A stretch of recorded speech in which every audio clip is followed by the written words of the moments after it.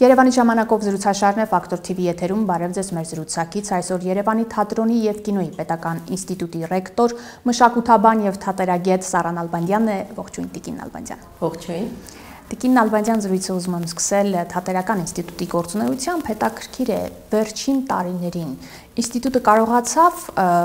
այսպես տեսական գիտելիքներ փոխանցելու զատ, նաև պրակտիկ գիտելիքներ տվող, բուհ դառնալ եւ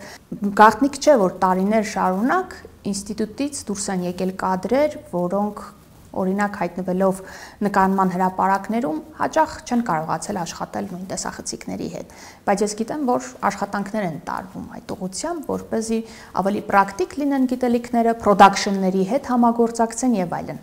Ինչ է արվում այս ուղղությամբ։ Նախ երևի պիտի մասնագիտությունները այս առումով բաժանենք, քանի որ իրոք կինոյի ասպարեզում կար այդ տենդենսը, որ պրակտիկ էին, թատրոնի, հատկապես դերասանների պարագայում մի փոքր իրավիճակը այլ էր, որ դերասանները ավելի շատ պատրաստվում էին թատրոնում խաղալուն եւ ոչ խցիկի հետ աշխատանքին։ Եվ սա իրոք լուրջ խնդիր էր, քանի որ մեր դիպլոմով իրենք պիտի լինեն թատրոնի եւ կինոյի դերասաններ։ Այսինքն տեսախցիկի հետ աշխատանքը պարտադիր մաս պիտի կազմեր։ Դա մասամբ լուծվել էր այս խնդիրը Վիվիեն Բաստաջյանի կամ ընտրական առարկայի շնորհիվ, երբ ուսանողները ցանկության դեպքում մասնակցում էին այս դասընթացին եւ ձեռք էին բերում նաեւ կամերայի հետ աշխատանքի հմտությունները, բայց տեսական եւ պրակտիկ առարկաների համաչափությունը իհարկե մի փոքր երևի խախտված էր, քանի որ մեզ մոտ միշտ է եղել պրակտիկ եւ պրակտիկը շատ է եղել։ Հիմա թատրոնի մասին եմ խոսում, թատրոնի բաժնի մասին։ Սակայն այնպես էր ստացվել, որ տեսական առարկաները մի փոքր շատ այսպես ճնշում էին։ Եվ երբեմն ուսանողները պարզապես տեսականին պատրաստվելու պատճառով մասնագիտականը չէին հասցնում պատրաստվել։ Դրա համար մենք փոխեցինք համաչափությունը։ Նաև բերում ենք ժամանակ առ ժամանակ մասնագետներ, օրինակ անցյալ տարի մի շատ հետաքրքիր համագործակցություն եղավ Իսպանիայի թագավորության պաշտոնական ներկայացուցիչ, կարելի ասել դեսպանի կարգավիճակով, Կրիստինա Կոնեսայի հետ։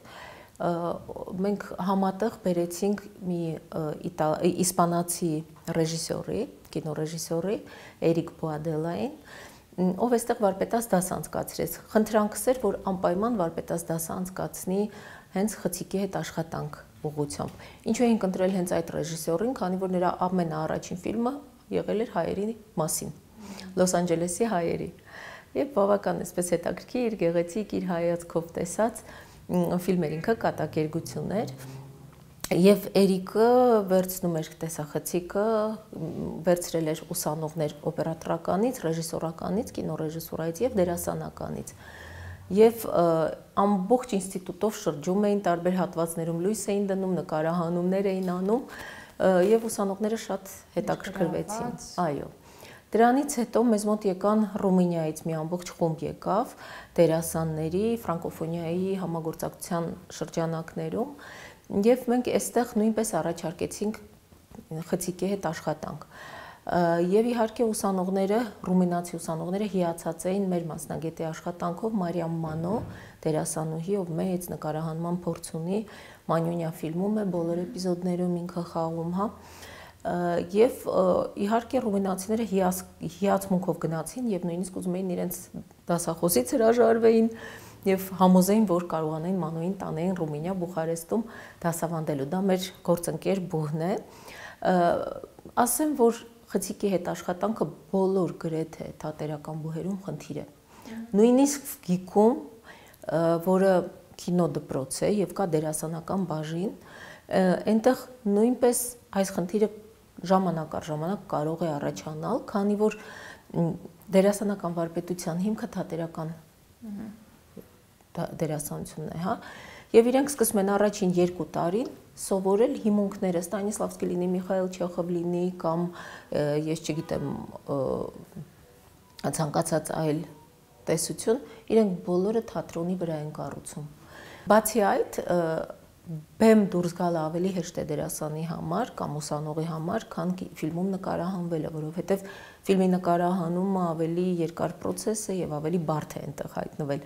Իսկ թատերական գործերում իրենք մեծ կամ փոքր, նույնիսկ իրենց կողմից ստեղծված ինչ-որ ընկերությունների շրջանակներում, ցանկացած վայրում իրենք կարող են ներկայացում խաղալ։ Դա կինոյի պարագայում չի աշխատում։ Բացի այդ, կան հենց իրենց կողմից, ուսանողների կողմից կամ շրջանավարտների կողմից ստեղծվող եւ օրեցօր ավելացող թատերական ընկերություններ, եւ իրենք կարիք չունեն նույնիսկ հատուկ թատրոնի շենքի, իրենք խաղում են ցանկացած վայրում, լավագույն երևի օրինակը թատրոն տանիքում այս փորձարարական նախաձեռնությունն է, որը ըստ իս նաև շատ հաջողակ է, որտեղ իրոք իրենք անում են այն, ինչ ցանկանում են անել։ Ինչ վերաբերում է ծրագրերի համաչափությունը, այո, դա մենք շտկել ենք, ավելացրել ենք պրակտիկ ժամերը, ուսանողները անընդհատ կապ ունեն եւ պրոդաքշնների հետ, եւ թատրոնների հետ, եւ մեր թատրոնն է հիմա արդեն կամաց-կամաց ձևավորում իր ռեպերտուարը եւ շուտով մենք արդեն կկարողանանք հանդիսատեսին առաջարկել ալտերնատիվ թատրոն, որտեղ կարողանան դիտել տարբեր երիտասարդական ներկայացումներ, այսինքն թատերականի ուսանողները ներկայացնեն, հա? Ճիշտ հասկացանք։ Դե այդպիսի փորձ իրականում կար տարիներ շարունակ բեմից, բայց երևի ավելի փոքր մասշտաբներով, չէ՞։ Չէ, որպես այդպիսին վաճառքով, որպես թատրոն, պրոֆեսիոնալ թատրոն, մենք չենք ունեցել։ Ունեցել ենք այո մեր ուսանողական ուսումնական թատրոնը, որտեղ ուսանողները իրենց աշխատանքներն են ներկայացրել։ Բայց տոմս չի վաճառվել։ Տոմս չի վաճառվել, առաջինը չի ունեցել իր հստակ կոնցեպցիան։ Միակ նպատակը եղել է, որ ուսանողների աշխատանքները ներկայացնենք, հա։ Եվ այդ աշխատանքներից շատերը պարզապես ցավոք սրտի կամ մեռնում էին, կամ լավագույն ելքը, որ ունենում էին, դա այլ թատրոններից, պրոֆեսիոնալ թատրոններից հետաքրքրություններ առաջանում եւ վերցնում էին այդ ներկայացումները իրենց բեմ, հա։ Հիմա արդեն մենք չենք տալիս այլ թատրոնների, քանի որ մեր նպատակն է հավաքել մեր գործերը, իսկ մենք հավատացեք շատ լավ գործեր ունենք, սկսած առաջին, երկրորդ կուրսից, երրորդ կուրսում այնպիսի գործեր ունեն, որ ամոթ չի դրանցով մրցակցել ցանկացած արդեն կայացած անուն հանած թատրոնի հետ, եւ մենք դա անելու ենք, մրցակցելու ենք, հատկապես որ մրցակցությունը շատ դաժան չի լինելու մեր եւ թատրոնների միջև, քանի որ բոլոր թատրոնների գեղարվեստական ղեկավարները, տնօրենները, ռեժիսորները այստեղ դասավանդում են։ Տիկին Նալբանդյան, Netflix-յան ծրագրերը եկան Հայաստան, հետաքրքիր է թատերականի ուսանողները որևէ կերպ ներգրավել են դրանցում եւ առասարակ ձեր տեղեկություններով մեր մասնագիտական, տեխնիկական ռեսուրսները բավարարեցին, որպեսզի մենք ըստ արժանվույն ներգրավենք այս ծրագրերում եւ կինոյին մոտ երկրի իմիջ ունենանք, որպեսզի նրանք վերադառնան նաեւ։ Ճիշտ ասած, ես ամբողջությամբ դեռ չեմ հասցրել հետևել Netflix-ի մի փորձառությանն եմ ես տեղյակ, դա ֆիլմ էր, որը նկարահանվեց այստեղ եւ Մկոմ Ալխասյանը, օպերատոր, եկավ այստեղ նկարահանում էր ռեժիսորի հետ միասին։ Դե մենք անմիջապես Մկոյին ներգրավեցինք մեր աշխատանքների մեջ, հիմա ինքը մեզ մոտ դասավանդում է հիբրիդային տարբերակով, երբ այստեղ է ինքը դասավանդում է արկա, երբ այստեղ չի առցանց է միանում եւ ուսանողների կողմից հսկայական հետաքրքրություն կա Մկոյի դասերի հանդեպ։ Այդ նախագիծը իրենք փաստորեն ամբողջությամբ իրենք էին բերել։ Ինչ վերաբերում է մեր տեխնիկական զինվածությանը, առհասարակ Հայաստանի։ Հայաստանինը կարծում եմ կամաց զարգանում է, բայց ես կարող եմ մեր մասին խոսել։ Մենք հիմա, հենց հիմա ունենք արդեն տեխնիկական այնպիսի հնարավորություններ, որոնցով արդեն ամոթ չի ֆիլմ նկարել եւ ներկայանալ փառատոներին։ Դա արվեց անցյալ տարի ԿԳՄՍՆ գումարային հատկացումից հետո մեծ գումարային հատկացում արեցին, որի շնորհիվ մենք կարողացանք ձեռք բերել մի քանի կոմպլեկտ տեսախցիկներ, լույսեր, շատ լավ արի լույսեր ձեռք բերեցինք, պրոֆեսիոնալ կամերաներ, Հետո արդեն մենք ինստիտուտը իր կողմից սկսեց համալրել, արդեն հեշտացավ գործը։ Մենք հիմա անընդհատ համալրում ենք եւ արդեն ունենք շատ լավ մոնտաժային համակարգիչներ, ունենք առանձին մոնտաժային սենյակներ եւ մի այլ շատ հետաքրքիր համագործակցության շնորհիվ Գիշյան հիմնադրամի հետ համագործակցության շնորհիվ մենք հիմա ունենալու ենք երևի թե production-ների մակարդակով ասում են, չգիտեմ, չեմ ստուգել, բայց ասում են առաջին կինո գունաշտկման լաբորատորիան։ Մենք արդեն ձեռք ենք բերել բաները, տեխնիկան գունաշտկման։ Մենք հիմա կապի մեջ ենք Da Vinci-ի հետ, Da Vinci-ի ստեղծող կազմակերպության հետ։ Իրենք վերապատրաստում են մեր մասնագետներին եւ մենք ոչ միայն դասերն ենք ինտեգրելու մեր ծրագրի մեջ գունաշտկման, այլ նաև ունենալու են գունաշտկման լաբորատորիա, որտեղ ուսանողները կկարողանան իրենք աշխատել հանգիստ։ Վերանորոգել ենք պավիլիոնը, որը չի համապատասխանում մեծ ստուդիաների կամ նույնիսկ միջին ստուդիաների պահանջներին, բայց հեռուստատեսային պավիլիոն, որպես ինքը աշխատում է, պարզապես առաստաղի բարձրության պատճառով չի բավարարում, բայց գոնե հիմա ունենք մենք վերանորոգված պավիլիոն, սա մեկ այլ համագործակցության շնորհիվ էր Order Film Production-ի շնորհիվ, որը կարողացավ ստանալ գրանտ եւ տրամադրել ինստիտուտին, որպեսզի այդ ստուդիան կառուցվի, հա։ Իսկ ներեցեք, ձեր կարծիքով Հայաստանում կա կինո միջավայր ասվածը։ Այսօր ավելի քան երբեք չեմ ասի, որովհետեւ խորհրդային շրջանում մի քիչ այլ էր, բայց ավելի քան, այսպես ասեմ, նույնիսկ 10 տարի առաջ կա կինո միջավայր, կա կինոմիտք, կան շատ հետաքրքիր արվեստագետներ եւ առհասարակ ես մեծագույն ուրախությամբ ընկալում եմ ցանկացած փոքրիկ կամ մեծ հաջողություն մեր ռեժիսորների եւ ընկալում եմ յուրաքանչյուրի հաղթանակը որպես ողջ կինոյի հաղթանակ, հա, թե լինի Համարա Ստեփանյանը, թե լինի Իննան Սահակյան, տեսեք աղջիկների անուններ, կանոնց անուններ եմ տալիս, լինի Նորան Մարտիրոսյանի ֆիլմով, Էդգարը Բաղդասարյան, կամ ցանկացած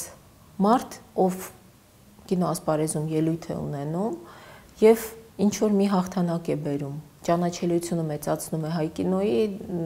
ես ընկալում եմ, որ ինքը մեր թիմից է, նույնիսկ եթե հենց այստեղ չի աշխատում։ Կինո միջավայր կա ձևավորված արդեն գոնե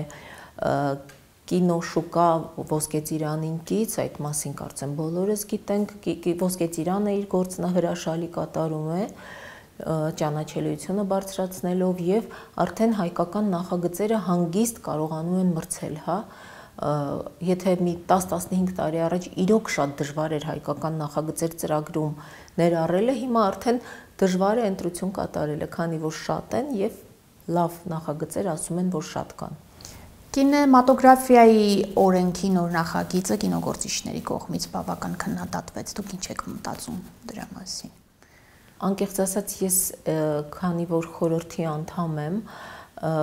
մեզ պիտի հասնի վերջին պահին այս ամբողջը,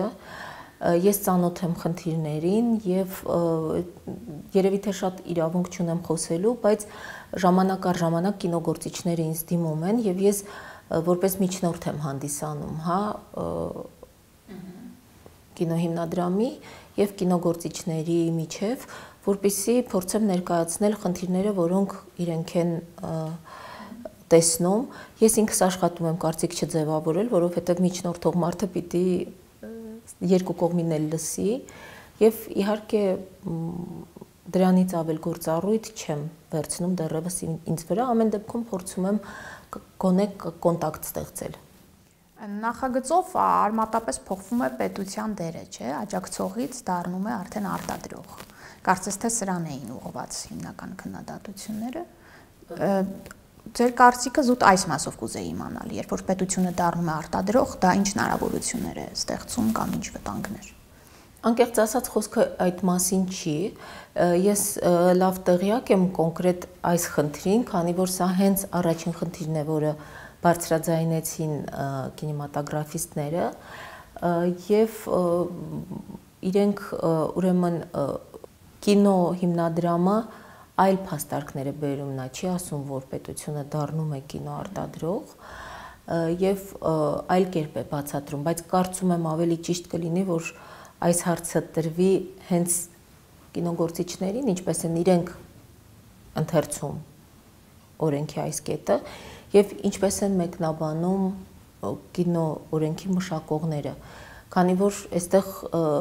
կան տարբեր մեկնաբանություններ, ճիշտ կլինի, որ երկուսի հետ էլ ուղղակի խոսեք, որպեսզի ես իմ ձևով հասկացած կամ ինչ որ բանը կողմնակալ տեսակետ չներկայացնեմ։ Բուհերի խոշորացման ծրագիրը ինչ փուլում է եւ ակադեմիական այդ քաղաքի շրջանակում թատերական ինստիտուտին, հա, ինչ տեղ եւ դեր է տրվել եւ արդյոք դա ձեզ բավարարում է թե ոչ։ Անկեղծ ասած, խոշորացման հետ կապված այս պահին մենք դեռ նորություններ չունենք, բայց շուտով հանդիպումներ են լինելու 21-ին եւ 22-ին։ Մենք բոլորս մեր թիմով կգնանք, որպեսզի տեսնենք ինչ նոր մշակումներ են եղել այս ուղղությամբ եւ ինչ վերաբերում է ակադեմիական քաղաքին, ես միշտ ասել եմ ու կշարունակեմ ասել, եթե լինի այնպես, ինչպես ենթադրվում է, մեր բուհը միայն շահելու է, քանի որ մենք ունենալու ենք ի վերջո գոնե բարձր առաստաղով պավիլիոն, գոնե։ Այսինքն մենք ունենալու ենք այնպիսի պայմաններ, որոնք անհրաժեշտ են թատերական բուհերին։ Իհարկե իդեալական կլիներ, եթե օրինակ շենքում ինչ որ մի հատված մնար բուհին, չեմ ասում ամբողջ շենքը, բայց դա իմ մոտեցումն է։ Ամեն դեպքում այս պահին մենք ինքներս սպասում ենք նորություններին, ամսի 21-ին, 22-ին պարզ կդառնա։ Երբեմն իհարկե մտածում ես, որ շատ հսկայական նախաձեռնություն է եւ ինչպես պիտի արվի, բայց երբեմն տեսնում եմ թեկուզ ասենք շենքերի շինարարության տեմպերը, տեսնում եմ մի քանի ամիս առաջ դատարկ հողեր, արդեն շենքեր են կա, մեծ կոմպլեքսներ են, մտածում եմ, որ ինչու՞ չէ։ Չեմ կարող ասել, քանի որ կոնկրետ շինարարական այդ գործընթացներին չենք մասնակցում, մեզ միայն ներկայացվել է ստրուկտուրան, մենք գիտենք մեր տեղը որն է, կոնկրետ քաղաքում լինելու, գիտենք, որ արվեստի բուհերը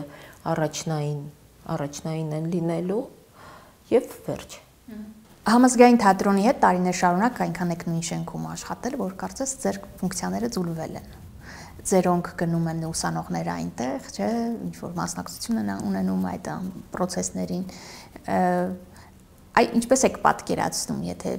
իրենք դուրս գան այս շենքից կամ հետագայում դուք դուրս գաք։ Նախ համազգայինը արդեն դուրս է եկել։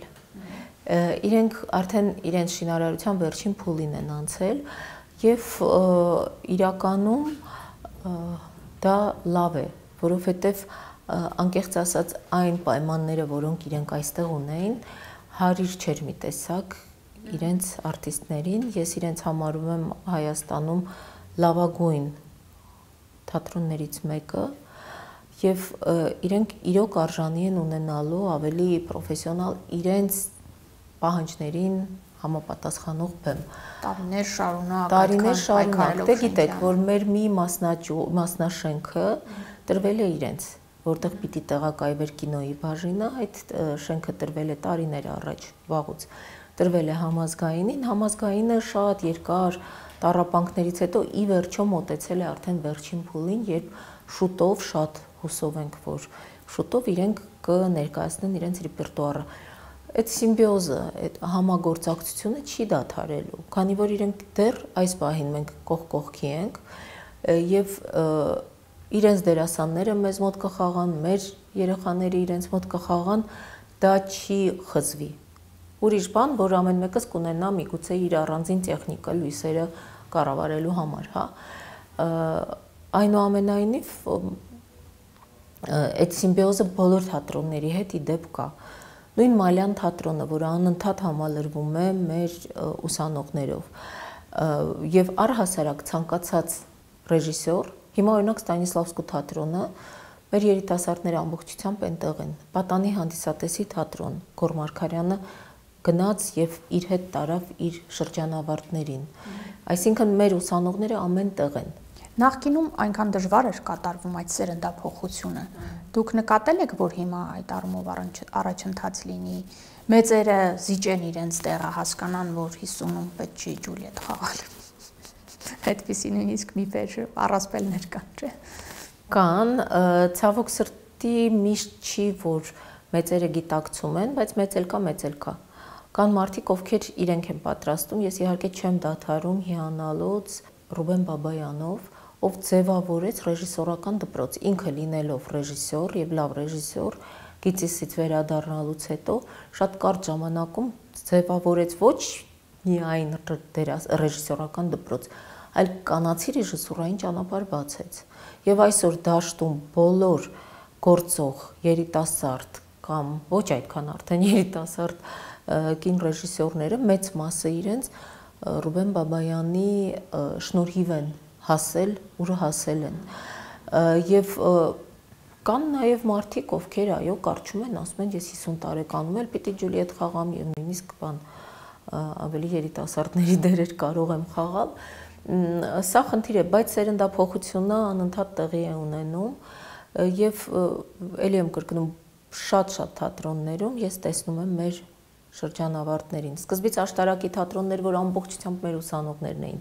քանի որ Գոր Մարգարյանը այնտեղ էր աշխատում եւ ինքը տարել էր իր ուսանողներին։ Հիմա այդ երեխաները ավարտեցին, մեկը մեկից տաղանդավոր։ Հիմա իրենք նաեւ պատանի հանդիսատեսում են։ Պարոնյան թատրոնում շատ են մեր շրջանավարտներն ու ուսանողները ամենտեղ։ Իդեպ մասնաճյուղերում ինչ վիճակ է թատրոնների եւ թատերականը եւս չէ ունի մասնաճյուղեր։ Իհարկե։ Այդ բուհերի վիճակը ինչպես կգնահատեք, ինչի կարիք ունեն ամենաշատը թատերականի մասնաճյուղերը այսօր։ Թատերականի մասնաճյուղերը մոտավորապես կրկնում են նույն մոդելը, ինչը մեզ մոտ է, բայց այնտեղ կան խնդիրներ, որոնք կախված են շուկայից, հա, ոչ թե նույնիսկ շուկայից, այլ արտադրությունից։ Մենք հիմա ձգտում ենք աշխատել արտադրությունից չկտրված, հա, եթե անիմացիայի ռեժիսոր ենք պատրաստում, ապա նա գնում է ստուդիա այնտեղ է աշխատում, եթե կինոռեժիսոր ենք պատրաստում, իրենք գնում են կինոստուդիաներում են աշխատում, պրոդաքշններում են աշխատում։ Եվ սա շատ մեծ թափ է հաղորդում եւ որակ է հաղորդում թե ֆիլմերին, թե ներկայացումներին, հա։ Հիմա տեսեք ինչ խնդիր կա։ Ուրեմն Գյումրիում ժամանակին մի քանի շատ ուժեղ հեռուստաընկերություններ կային։ Հիմա այդ հեռուստաընկերությունները կամ տեղափոխվել են Երևան, կամ դադարել են գործելուց։ Բնականաբար դա անդրադառնում է որակի վրա։ Բայց մյուս կողմից կա Գյումրու թատրոնը, որը լավագույն էլի հայաստանյան լավագույն թատրոններից մեկն է, որը հենց կողքի է գտնվում, 2 քայլի վրա է մեր մասնաճյուղից Գյումրու։ Եվ իրենք հենց այդպես էլ աշխատում են, որ դերասան են պատրաստում իրենց թատրոնի համար։ Եվ այդ սիմբիոզը, որը մենք դուք նոր ասում եք համազգայինի հետ ունենք, իրենց մոտ դա շատ օրգանական, այսպես բան է, միաձուլում է, եւ թատրոնը օգնում է մասնաճյուղին, մասնաճյուղը օգնում է թատրոնին։ Եվ այդտեղից շատ հետաքրքիր գործեր են ծնվում։ Երբեմն տարիներ են եղել, որ մեր հանձնաժողովը մեկնել է Գյումրի ներկայացումներ ընդունելու եւ ասել են, որ ավելի լավն էին իրենց ներկայացումները, քան մեր շրջանավարտների գործերը։ Կան նույնիսկ դեպքեր, երբ մենք Գյումրու մասնաճյուղից բերել ենք ուսանողների այստեղ, որ իրենք այստեղ աշխատեն, թե թատրոններն են կանչել, թե մենք ինքներս իրենց բերում ենք, ներգրավում ենք մեր աշխատանքների մեջ եւ դա այսպես եզակի բան չի, հա, անընդհատ այդ ընթացքը լինում է։ Իհարկե միշտ հիանում եմ գյումրեցիներով, ովքեր երբեք չեն կտրվում իրենց արմատներից, որքան էլ իրենք կան, իրենց ամբողջ աշխատանքը այստեղ լինի, երկու տեղ են աշխատում, ունենք դեպք, երբ երկու տեղ է աշխատում, հա, եւ մեզ մոտ, եւ Տաթևիկ Մելքոնյանի թատրոնը Մեհեր Մկրտչյանի դեպ նույնպես ամբողջությամբ հիմնված Տաթևիկ Մելքոնյանի կուրսի աշխատանքների վրա այս պահին գրեթե ամբողջությամբ կամ շրջանավարտների ուրեմն իրենք միևնույն է իրենց կապը իրենց ակունքների հետ չեն կտրում, այնտեղ ընկերություններ են հիմնում, այնտեղի թատրոններում են աշխատում եւ ապրում են այնտեղ։ Գալիս գնում են, բայց հիմնականում իրենք համարում են իրենց Գյումրու բնակիչ։ Այս սա ուղղակի հիացմունքի, գերագույն հիացմունքի արժանի բան է։ Վանաձորում պարարվեստն է նույն վիճակում, ինչ թատրոնը Գյումրիում, որովհետեւ կա խումբը ու այս տարի Վանաձորից այնպիսի պատրաստվածությամբ դիմորդներ ունենք, մի քանիսին նույնիսկ մտածում ենք, որ ված չէր լինի մեզ մոտ էլ գային սովորելու։ Ուղղակի շատ լավ որակ են տալիս պարարվեստի առումով, որովհետև կա խումբը, որտեղ իրենք հետո աշխատելու են կամ այնտեղ նախապատրաստվել են, եկել են, արդեն ընդունվել ինստիտուտ, որ շարունակեն եւ դիպլոմ ստանան, ու հետո իրենք գիտեն ուր են գնալու ավարտելուց հետո։ Հաստատի, այո, մարզերում ունենք մեծ ներուժ, ուսանողական մեծ պոտենցիալ, մասնագիտական, իսկ կա մի բան, որ պետությունը դեռ պետք է անի մարզերում մասնաճյուղերի վիճակը ավելի բարելավելու համար, թե շենքային պայմաններին առնչվող, թե ռեսուրսներ, որ դեռ չունեն, պիտի տրամադրի, այդպիսի բան կնշեք։ Շենքային պայմանների առումով ոչինչ չեմ կարող ասել, քանի որ Գյումրու մասնաճյուղի շենքը շատ լավ վիճակում է, իսկ Վանաձորինը նոր են վերանորոգել, էլի պետական հատկացում է եղել եւ 2 տարի առաջ ամբողջությամբ հիմնանորոգվել է շենքը։ Չեմ կարծում, որ նման խնդիրներ կլինեն, ինձ թվում է ուղղակի մենք ունենք գլոբալ խնդիր, որը պետությունից էլ չի կախված ամբողջությամբ, բայց կարող է լուծել, բայց դա միայն մասնաճյուղերին չի վերաբերում, դասախոսական կազմի աշխատավարձներն են։ Մենք չենք կարողանում, դա իհարկե մենք ինքներս պիտի անենք տեղային, հա, տեղում, բայց քանի որ վարձերն են շատ ցածր, Հայաստանում առհասարակ վարձերը շատ ցածր են, հա, եւ շատ դժվար է բարձրացնել աշխատավարձները դասախոսների, քանի որ բյուջեի մոտ 80%-ը արդեն գնում է աշխատավարձային ֆոնդ։ Ամբողջ բանի դրա մեջ մտնում են եւ Գյումրիի մասնաճյուղը եւ Վանաձորի մասնաճյուղը, բայց մեր ամբողջ 80%-ից եթե ոչ ավելը, 85%-ը գնում է աշխատավարձային ֆոնդ։ Ու այդտեղից ինչպես մենք պիտի կարողանանք բարձրացնել աշխատավարձը, սա է լուրջ, շատ լուրջ խնդիր մեզ համար։ Երբեմն մարտահրավեր է, չէ, ասենք վաստակավոր արտիստին 60,000, 80,000 աշխատավարձով պահելը։ Նվիրալներ են, այսինքն այդ մարդիկ, այդ ինչն է իրենց համար մոտիվացիան կամ ինչպես եք պահում, ինչպես եք լեզու գտնում։ Նայած, առհասարակ այստեղ էլ ունենք տարբերություն կինոյի եւ թատրոնի միջև, քանի որ կինոյի մարդիկ, որոնք սովորեն, որ իրենց աշխատանքը դա շուկա է, արտադրություն է, եւ իրենք ավելի այսպես ուղղված են դեպի գումարները, բայց ոչ բոլորը։ Կան մարդիկ, ովքեր ունեն իրենց պրոդաքշնները եւ գալիս են նաեւ աշխատում են, հա, այստեղ կամ շատ կայացած ռեժիսորներ, ովքեր մեծ հոնորարներով են աշխատում, բայց գալիս են այստեղ այդ ցածր աշխատավարձներին համաձայնում են եւ թատրոնի բանը, բայց երկուսն էլ եթե մի կողմ թողնենք այն էնտուզիազմը, որ ուզում են իրենց փորձը փոխանակել, իսկ դա շատ կարեւոր է, որ դու ինչ որ գործ արել ես եւ հիմա ուզում ես, որ քո արած գործը չկանգնի եւ ցանկությունն ես փոխանցելու կամ տեսնում ես դաշտը, դաշտում բացերը եւ փորձում ես այդ բացերը լրացնել։ Օրինակ ես սցենարի վարպետություն, չէ, վերցրեցի այս տարի հեռակա կուրս վերցրեցի, որովհետեւ ես տեսնում եմ, որ սցենարիստների մեծագույն պահանջարկ կա, սցենարիստներ չկան։ Եվ դա իմ պարտքն է, որ ես կարողանամ ձևավորել մարդկանց, որ ինձ զանգ տան ասեն սցենարիստ է հարկավոր, ես կարողանամ առաջարկել որևէ մեկին, իսկ ինձ անընդհատ են զանգում սցենարիստ են ուզում։ Տարբեր տեղերից եւ հեռուստատեսությունից եւ պրոդաքշններից եւ թատրոններն են ուզում դրամատուրգներ։ Չգիտեմ, ինչ որ շրջան կար, որ առհասարակ չէին ընդունվում, հիմա բարեբախտաբար բարձր կոնկուրսով գալիս են։ Ну բարձր չէ, բայց արդեն կոնկուրսով տեսան պահանջարկ կա, գոնե այդպես։ Պահանջարկը կա, այո, եւ պահանջարկը շատ մեծ է։ սկսեցին բարեբախտաբար գալ եւ արկայում մենք ունեցանք շատ լավ այս տարի ընդունելություն եւ հիմա հեռակայում էլի բավական շատ դիմորդներ ունեցանք, որը չէր եղել մինչ օրս։ Իդեպ, ինչպես հայաստանյան մի շարք բուհերում թատերական ինստիտուտում էլ կան թափուր հաստիկների խնդիրներ, նույն թատերագետներ, կինոգետներ քչերն են ուզում դառնալ կամ գրեթե ոչ ոք։ Ինչու հասանք այս հանգրվանին։ Ես դա համարում եմ ոչ թե դիմորդի խնդիրը, այլ բուհի խնդիրը։ Դա մեր ծրագրերից է։ Մենք պիտի վերանայենք եւ նաեւ պիտի կարողանանք ներկայացնել ինչ են իրենք ստանալու դա ավարտելուց հետո։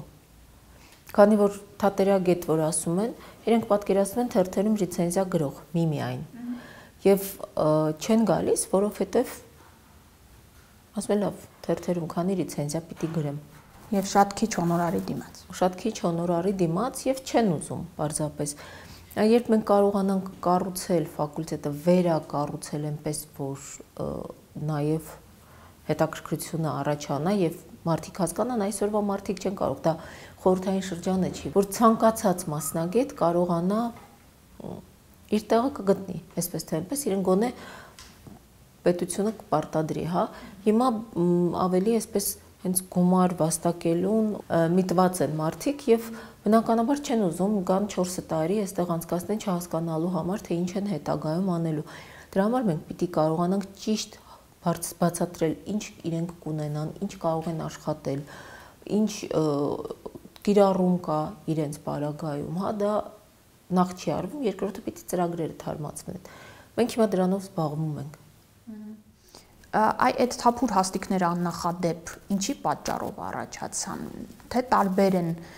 բաժինները, տարբեր են պատճառները, օրինակ թատերականում նույն ձեր դիտարկման, բացի այն, որ դուք նշեցիք ծրագրային, հա, խնդիրներ են, էլ ինչ օբյեկտիվ պատճառներ կան։ Օբյեկտիվ պատճառները, ելի եմ ասում, դա հիմնական մեկ պատճառ, որ շրջանավարտը չգիտի ինչով է զբաղվելու հետագայում։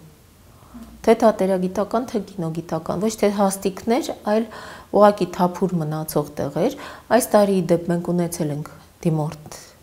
թատերագիտության, բայց չենք ընդունել, քանի որ զգացինք, որ դեռևս այդքան պատրաստ չէր։ Կարիք ուներ մի փոքր էլ աշխատելու, որպեսզի կարողանար ընդունվել այդ բաժին, նախընտրեցինք չունենալ, քան ունենալ, որ ասենք, ահա մենք այս տարի ընդունելություն արեցինք եւ առհասարակ ճիշտ ասած, եթե մեզ մոտ մնում են ազատ տեղեր, դրանք ոչ թե կոնկուրսի բացակայությունից կամ պակասությունից են լինում, այլ մեր նոր քաղաքականությունից, որ մենք նախընտրում ենք ավելի լավ է տեղերը մնան թափուր, քան վերցնենք այն կադրերին, որոնց հետ հետո չենք իմանալու ինչպես աշխատենք։ Իդեպ այդ ձեր հարցին, որ վերադառնամ, կուրսղեկերը ինչու են գալիս, հա, նաև գալիս են, որովհետև իրենք կարիք ունեն իրենց պրոդաքշններում համալրելու, կարիք ունեն համալրելու իրենց թատերական խմբերը եւ տեխնիկական աշխատողներ ունենալու, այսինքն այդ մարդիկ գալիս են, որպեսզի իրենց աշխատանքի մեջ կարողանան ներգրավել հետագայում մեր շրջանավարտներին։ Սա երևի